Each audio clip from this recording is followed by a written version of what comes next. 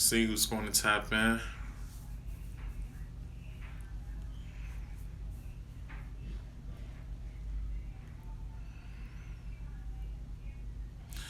it's been a while, man. It really have, man. Since I recorded live stream, recorded video on this particular platform, But I'm definitely honored to have the ability to speak and definitely speak the truth too as well. I would say, you know, I'm just gonna see who's going actually going to check out and see what I have to say today. This will be an interesting topic in which I will elaborate on. I would say, and just as far as brothers and sisters misinterpreted, it's not really. Before I go further, it's not really sisters that's misinterpreting the body of work or just the book of Ivan Van Sertima. They came before Columbus, African presence in ancient America. Um, it just really brothers that's utilizing his information, not in a proper way, And I'm just here to actually just speak upon that, you know.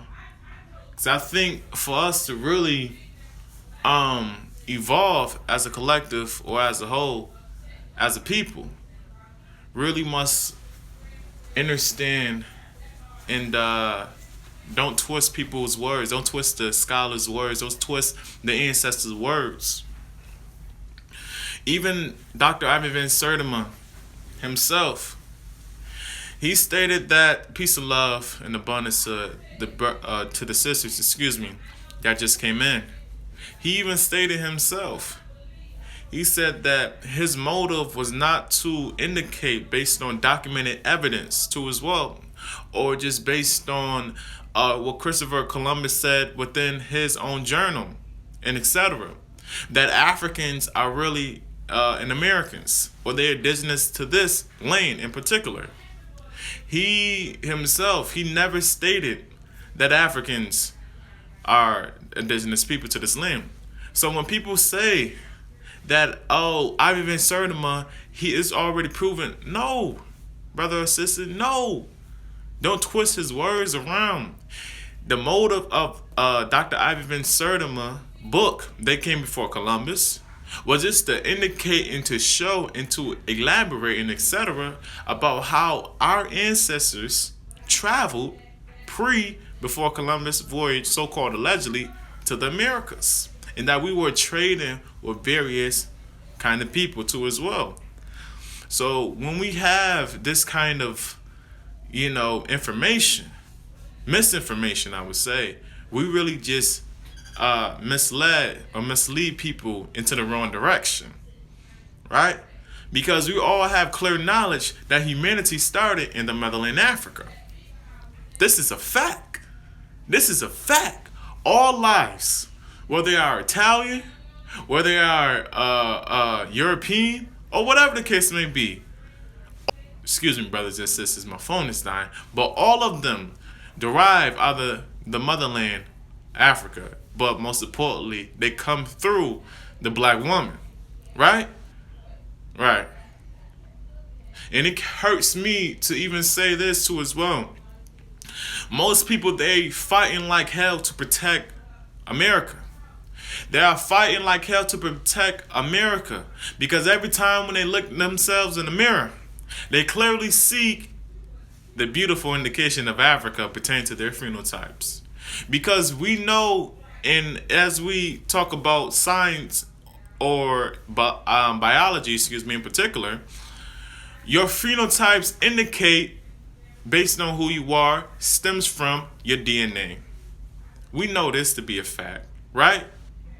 And most brothers and sisters, they are so in denial about that because why? Because Africa has been perceived in a negative light. They talk about Africans having broad nose, broad lips, broad forehead, peasy hair. We always hear about Africans in a negative limelight. We never hear no positive words pertaining to our oppressor speaking upon our fellow brothers and sisters. But you know what? We don't have peasy hair. Our hair is not naughty, or whatever negative derogatory word in which you want to classify the hair texture of an African.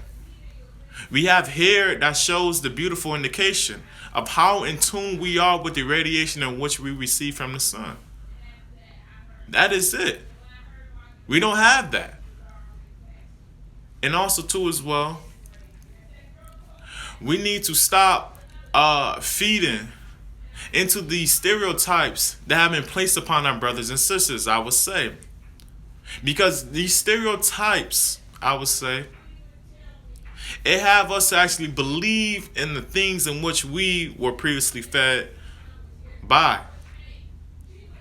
And the things in which we was previously fed by, it comes from someone who do not look nothing like us. He looks like our enemy. Because trust and believe, the enemy is the one who actually said all of these things. And we just verbalize all the things. We just regurgitate to every single thing in which he tells us. Right? Because I could show you a brother that's from Sierra Leone. And they don't have a broad nose and broad lips and a broad forehead. These have been the stereotypes that has been continuously in rotation of the mind or the psyche of the African pertaining to the imagery or the imagination. Because if you can say, or if you can ask someone, excuse me, how do you see an African in their mind? You know what they would say? I see an African with the same phenotypes in which I just previously stated. Broad nose, broad lips, and broad forehead. Because this is the information that has been passed down. Right?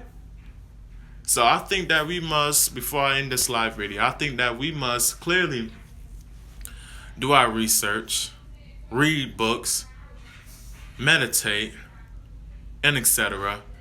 Get back to our original state of our consciousness, and etc.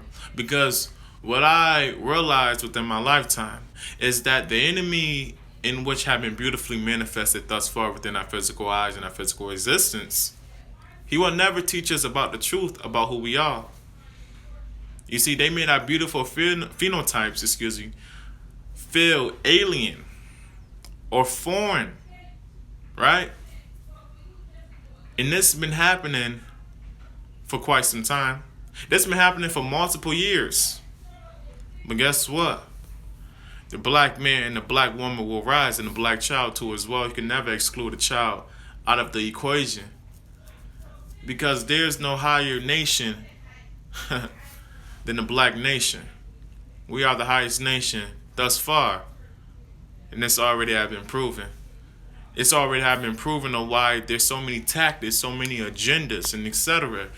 to actually disconnect the mother from away from the family, or the black man away from the family, and feminize the black alpha, and etc.